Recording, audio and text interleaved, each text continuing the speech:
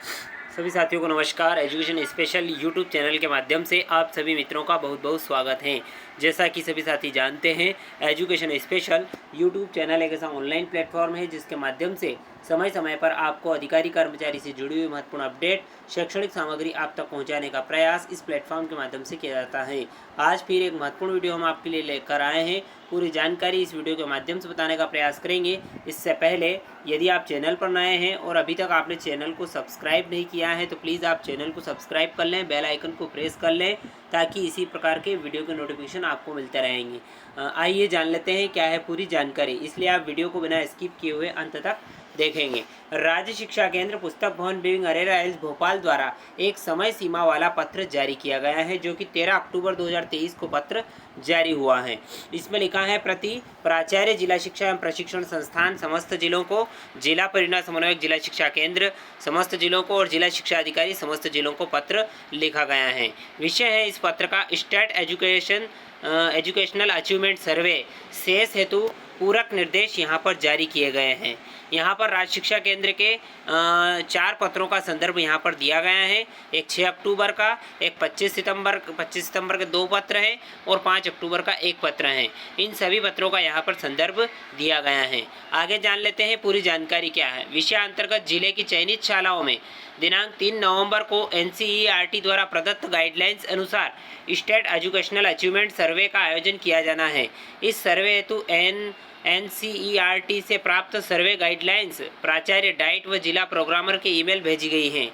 Guidelines में विभिन्न स्तर के अधिकारियों के उत्तरदायित्व व भूमिकाएं स्पष्ट हैं। इन गाइडलाइंस का सर्व संबंधित अच्छे से अध्ययन कर तद अनुसार आवश्यक तैयारियां सुनिश्चित करें। जिला शिक्षा अधिकारी, जिला परियोजना समन्वयक और डाइट प्राचार्य अपने अपने उत्तरदायित्व का निर्वहन आपसी समन्वय से पूर्ण करना सुनिश्चित करेंगे। शिक्षा मंत्रालय, भारत सरकार एवं NCERT द्वारा इस कार्य को सर्वोच्च प्राथमिकता पर लिया गया है। इस कार्यक्रम की सतत निगरानी की जा रही है। इस कार्यक्रम का क्रियान्वयन विधिवत निर्देशों के अनुरूप करें। किसी भी तरह की कार्य में लापरवाही न करें। मध्य प्रदेश में सर्वे हेतु माध्यमवार शालाओं, बच्चों की संख्या, फील्ड इन्वेस्टिगेटर्स एवं ब्लॉक कोऑर्डिनेटर्स की संख्या इस प्रकार रहेगी। बात करें अंग्रेजी माध्यम की शालाएं रहेगी 2139, कक्षा तीसरी में छात्र रहेंगे 62,086। इसी प्रकार कक्षा छठी के लिए बात करें तो 1948 शालाएं रहेगी और 57,174 छात्र रहेंगे। कक्षा 9वीं की बात करें तो 1714 शालाएं रहेगी और छात्र की बात करें तो 49,586 बच्चे रहेंगे। कुल शालाओं की बात करें तो 5,801 शालाएँ अंग्रेजी माध्यम की रहेगी और 1,68,846 छात्र इसमें रहेंगे। बात करते हैं अब हिंदी माध्यम की, तो हिंदी माध्यम में 4,923 शालाएँ रहेगी और छात्र रहेंगे 1,18,190। इसी प्रकार छठी के लिए 4,526 शालाएँ रहेगी, 1,32,177 इसमें छात्र रहेंगे। कक्षा 9वीं की 5,496 शालाएँ रहेगी, जिसमें 1,62,080 छात्र रहेंगे। कुल शालाओं की बात करें तो 14,945 शालाएँ रहेगी, जिसमें 4,12,447 छात्र शामिल होंगे। इसी प्रकार उर्दू माध्यम की बात करें तो 29 शालाएँ तीसरी में रहेगी, 777 विद्यार्थी रहेंगे। कक्षा छठी के लिए 16 शालाएँ रहेगी और 469 छात्र रहेंगे। कक्षा 9वीं के लिए 6 शालाएँ रहेगी, 163 छात्र रहेंगे। इसी प्रकार कुल शालाओं की बात करें तो 51 शालाएँ रहेगी और 1,409 छात्र रहेंगे। कुल फील्ड इन्वेस्टिगेटर्स की संख्या की बात करें तो 22,894 रहेंगे और कुल ब्लॉक कोऑर्डिनेटर्स की बात करें तो 1,047 ब्लॉक कोऑर्डिनेटर्स रहेंगे। इस सर्वे में जो विद्यार्थी शामिल होने जा रहे हैं, सबसे पहले तीसरी के लिए जो स्कूल रहेंगे वो 7,091, 1,81,000 बच्चे रहेंगे। छठी के लिए 6,490 शालाएँ रहेगी तो 1,89,820 छात्र रहेंगे और 9वीं के लिए 7,216 शालाएँ रहेगी तो विद्यार्थी रहेंगे 2,11,829। इसी प्रकार कुल शालाओं की बात करें तो 20,797 शालाएँ रहेगी, जिसमें 5,82,702 विद्यार्थी इसमें रहेंगे। अब बात करते हैं सर्वे के मुख्य बिंदु क्या क्या रहेंगे। कक्षा तीसरी की बात करें तो कुल टेस्ट फॉर्म में 31, 32 और 33 टेस्ट फॉर्म रहेंगे, जिसमें भाषा, गणित और प्रश्नों की संख्या 40 रहेगी, समय 60 मिनट रहेगा। इसी प्रकार कक्षा छठी के लिए कुल टेस्ट फॉर्म रहेंगे 61, 62 और 63, जिसमें भाषा के लिए, गणित के लिए होगा। प्रश्नों की संख्या 50 रहेगी और समय 75 मिनट रहेगा। इसी प्रकार कक्षा 9वीं के लिए कुल टेस्ट फॉर्म 91, 92 और 93, 94 रहेंगे और भाषा के लिए रहेंगे और गणित के लिए रहेंगे। प्रश्नों की संख्या 60 होगी और समय 90 मिनट का होगा।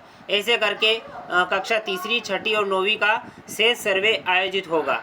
शेष सर्वे जो कि कक्षा तीसरी, छठी और 9वीं प्रत्येक जिले में निम्नानुसार उत्तरदायित्व सौंपा जाता है। जिले के अधिकारी की बात करें तो डिस्ट्रिक्ट लेवल कोऑर्डिनेटर मॉनिटरिंग करेंगे और सर्वे हेतु नोडल अधिकारी जिला शिक्षा अधिकारी रहेंगे। अब प्रमुख उत्तरदायित्व इनके क्या क्या रहेंगे वो जान लेते हैं। ब्लॉक वार निर्धारित संख्या में ब्लॉक लेवल कोऑर्डिनेटर्स का चयन व राज्य द्वारा साझा की गई गूगल शीट में प्रविष्टि करना सुनिश्चित करना। सर्वे की तैयारियों की समीक्षा करना, मॉनिटरिंग करना। सभी प्रकार की शालाओं के प्रमुखों एवं संचालकों की बैठक कर उन्हें सर्वे संबंधी जानकारी प्रदान करना। सर्वे दिवस को शाला संचालन का समय सैंपल शालाओं में प्रातः 7 बजे से किए जाने हेतु निर्देश प्रसारित करना। सर्वे दिवस को सैंपल शालाओं में कक्षा तीसरी से छठी व 9वीं के बच्चों को 100% उपस्थिति हेतु निर्देश प्रसारित करना। राज्य द्वारा सैंपल सूची शेयर किए जाने पर सैंपल शालाओं की सूची का सत्यापन करना और समय सीमा में करवाकर रिपोर्ट राज्य शिक्षा केंद्र को भेजना। राज्य शिक्षा केंद्र से सर्वे सामग्री प्राप्त करना, आरसीसी सेंटर में सुरक्षित करना, संधारण करना, वितरण करना। सर्वे पश्चात आरसीसी सेंटर में पुनः जमा करवाना। सर्वे उपरांत राज्य शिक्षा केंद्र में सर्वे की अपेक्षित सामग्री जमा कराना। ओएमआर शीट स्क्रीनिंग उपरांत प्राप्त त्रुटिपूर्ण डाटा में राज्य स्तर पर आवश्यक संशोधन करना और सभी district coordinators, associate district coordinators, block level coordinators, FIS और बीएलसीएस से गोपनीयता प्रमाण पत्र भरवाना। ये कार्य करवाना। District coordinator 2 monitoring ADPC, AD और डीओ द्वारा नामांकित रहेंगे इसमें। अब बात करते हैं डिस्ट्रिक्ट कोऑर्डिनेटर इम्प्लीमेंटेशन, जिसमें डाइट प्राचार्य रहेंगे और एमआईएस कोऑर्डिनेटर ब्लॉक वार निर्धारित संख्या में ब्लॉक लेवल कोऑर्डिनेटर का चयन करना है। इनको राज्य द्वारा साझा की गई गूगल शीट में प्रविष्टि करना। चिन्हित ब्लॉक वार ब्लॉक लेवल कोऑर्डिनेटर्स का सर्वे प्रक्रिया संबंधी उन्मुखीकरण करना। राज्य द्वारा साझा की गई ब्लॉक वार निर्धारित संख्या अनुसार फील्ड इन्वेस्टिगेटर्स का चयन करना और उन्मुखीकरण करना। फील्ड इन्वेस्टिगेटर्स को निर्धारित प्रारूप में शाला आवंटन कर कलेक्टर के हस्ताक्षर से ड्यूटी आदेश जारी करना 25 अक्टूबर 2023 तक प्रदाय करना। इसके अलावा फील्ड इन्वेस्टिगेटर को सैंपल शाला प्रमुख, बीएलसी एवं डिस्ट्रिक्ट कोऑर्डिनेटर्स के मोबाइल नंबर प्रदाय किया जाना। ब्लॉक स्तरीय कोऑर्डिनेटर्स को ब्लॉक वार निर्धारित संख्या में सैंपल शालाएं आवंटित करने संबंधी आदेश कलेक्टर स्तर से हस्ताक्षर करवाकर प्रसारित करना। सैंपल शाला के प्रधानाध्यापक को सर्वे तिथि के बारे में 1 सप्ताह पूर्व सूचित करना ताकि सर्वे के दौरान किसी प्रकार की बाधा न हो। फील्ड इन्वेस्टिगेटर्स को परिचय पत्र जारी करना व सर्वे सामग्री का वितरण एवं सर्वे उपरांत सामग्री जिले स्तर पर प्राप्त करना। सर्वे उपरांत राज्य शिक्षा केंद्र भेजी जाने वाली सामग्री को चेक करना, त्रुटिपूर्ण रिक्त छोड़ दी गई जानकारी को सही करवाना। सर्वे पश्चात सभी प्रकार की OMR sheets eighty plus TQ plus SQ का मिलान कर व्यवस्थित जमा करना, सील्ड करवाना। राज्य शिक्षा केंद्र से सर्वे सामग्री प्राप्त करना, आरसीसी सेंटर में संधारित करना और बीएलसी को वितरण करना। सर्वे पश्चात पुनः जमा कराना और सभी एफआईएस से गोपनीयता प्रमाण पत्र भरवाना। इसमें जो रहेंगे 2 तरह के रहेंगे, एसोसिएट डिस्ट्रिक्ट कोऑर्डिनेटर इम्प्लीमेंटेशन क्रमांक 1 एवं एसोसिएट डिस्ट्रिक्ट कोऑर्डिनेटर इम्प्लीमेंटेशन क्रमांक 2। डाइट प्राचार्य द्वारा नामांकित संकाय सदस्य इसमें रहेंगे। अब प्रोग्रामर रहेंगे जिला शिक्षा केंद्र के, जिला तकनीकी समन्वयक रहेंगे। सभी शेष एसोसिएट डिस्ट्रिक्ट कोऑर्डिनेटर्स को तकनीकी सहयोग प्रदान करेंगे। सैंपल शालाओं के सत्यापन उपरांत ओके रिपोर्ट राज्य शिक्षा केंद्र को भेजेंगे। OMR sheet screening, data uploading एवं पोर्टल से संबंधित कार्य करेंगे। अब इसके पश्चात बात करते हैं ब्लॉक लेवल कोऑर्डिनेटर्स की। आवंटित शालाओं में नियुक्त फील्ड इन्वेस्टिगेटर से संपर्क करना व आवश्यक मार्गदर्शन प्रदान करना। आवंटित शालाओं के शाला प्रमुखों से संपर्क करना। आवंटित शालाओं में सर्वे सामग्री सर्वे से पूर्व प्राप्त होना सुनिश्चित करना। आवंटित शालाओं के शाला प्रमुख को सर्वे के संबंध में पूर्व सूचना और फील्ड इन्वेस्टिगेटर्स को सहयोग प्रदान करने हेतु निर्देशित करना। एसोसिएट डिस्ट्रिक्ट कोऑर्डिनेटर से सर्वे संबंधी उन्मुखीकरण प्राप्त करना। अगला बिंदु है डिस्ट्रिक्ट कोऑर्डिनेटर से एसोसिएट डिस्ट्रिक्ट कोऑर्डिनेटर्स को सहयोग प्रदान करना। आरसीसी सेंटर से सर्वे सामग्री के सीलबंद लिफाफे प्राप्त करना। सर्वे से 2 दिवस पूर्व शाला प्रमुख को सौंपना। फील्ड नोट, गोपनीयता प्रमाण पत्र इत्यादि सामग्री एफआईएस को सौंपना। सर्वे उपरांत समस्त सामग्री फील्ड इन्वेस्टिगेटर्स को से प्राप्त करना, मिलान करना व जिले स्तर पर आरसीसी सेंटर में जमा करवाना। सर्वे दिवस को आवंटित शालाओं में सुचारू रूप से सर्वे संपादन सुनिश्चित कराना। गोपनीयता प्रमाण पत्र भरकर एसोसिएट डिस्ट्रिक्ट कोऑर्डिनेटर के पास तथा आरसीसी सेंटर में जमा कराना। अब नोट जिला परियोजना समन्वयक सर्वे संपादन में जिला कार्यकारी अधिकारी के रूप में कार्य करेंगे एवं उपरोक्त उल्लेखित सभी कार्यों के समय सीमा पूर्ण किए जाने हेतु उत्तरदायी होंगे। एपीसी अकादमिक सर्वे संबंधी समस्त कार्यों में सहयोग प्रदान करेंगे। अब जो सैंपल शालाएँ रहेगी उनका सत्यापन कैसे होगा ये जानकारी जान लेते हैं। जिलों को सैंपल शालाओं की सूची जिला कोऑर्डिनेटर्स के ईमेल पर तथा प्रोग्रामर के ईमेल पर भेजी जाएगी। सूची प्राप्त होते ही शालावार सत्यापन रिपोर्ट 3 दिवस के अंदर राज्य शिक्षा केंद्र को ses2023.rsk@gmail.com पर उपलब्ध कराई जाए। दूसरा बिंदु, इस हेतु एक्सेल शीट में भेजी गई सैंपल शालाओं की सूची के अंतिम कॉलम के बाद नया कॉलम वेरिफिकेशन कमेंट्स जोड़ा जाए और ओके टाइप करें। किसी सैंपल शाला में कोई विसंगति है तो उसे ओके नहीं किया जाए न चुनने का कारण लिखें। शाला का रिप्लेसमेंट शाला के आसपास कानून व्यवस्था सामान्य न होने अथवा प्राकृतिक आपदा की स्थिति में किया जा सकेगा।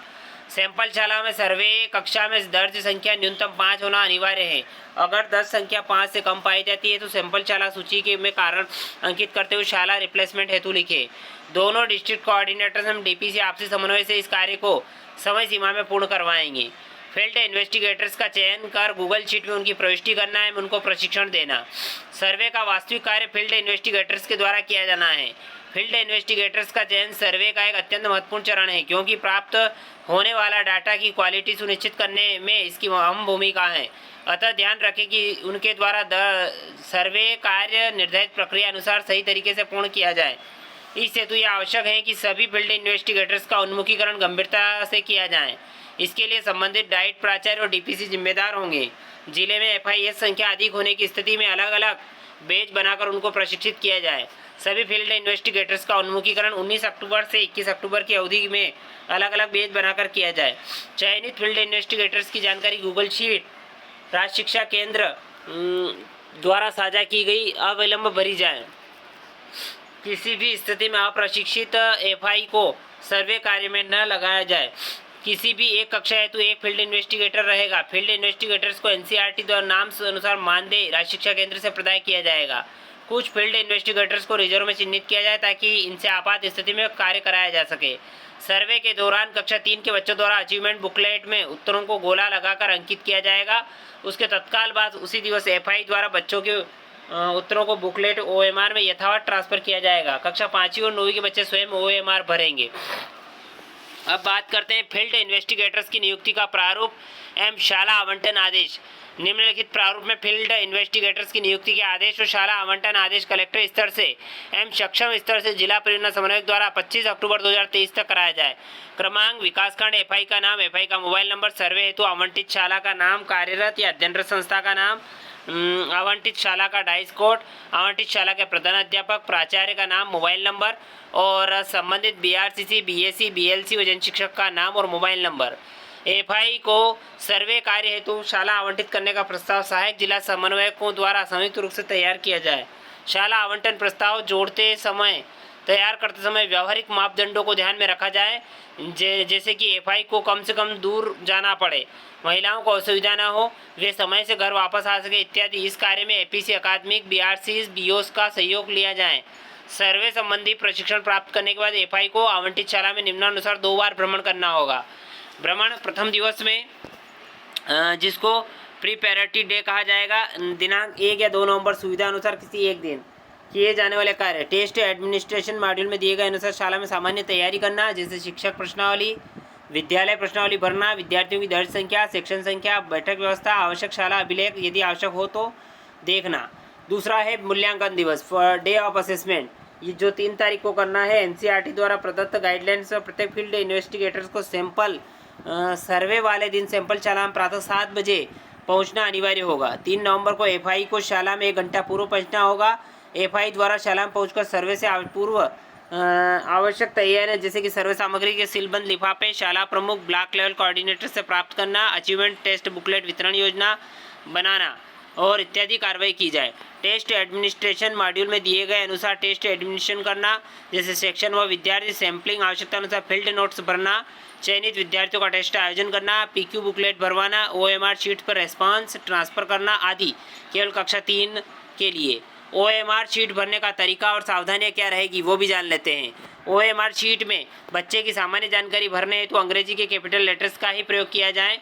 ओएमआर शीट्स को केवल नीले या काले बॉल पॉइंट से भरा जाए। OMR शीट्स में ओवर राइटिंग न हो, व्हाइटनर का प्रयोग न किया जाए क्योंकि ऐसा करने से OMR शीट निरस्त हो जाएगी। OMR में गोलों को ठीक से डार्क किया जाए। ध्यान रखा जाए कि OMR शीट्स कहीं से मुड़े नहीं, साफ सुथरी रहें, कहीं से कटे फटे नहीं। सर्वे पश्चात सर्वे सामग्री की पैकिंग। सर्वे के पश्चात सामग्री की पैकिंग निम्नानुसार की जाए। पैकेट 1 में प्रयुक्त सामग्री भरी हुई AT सह PQ OMR sheet test form के अनुसार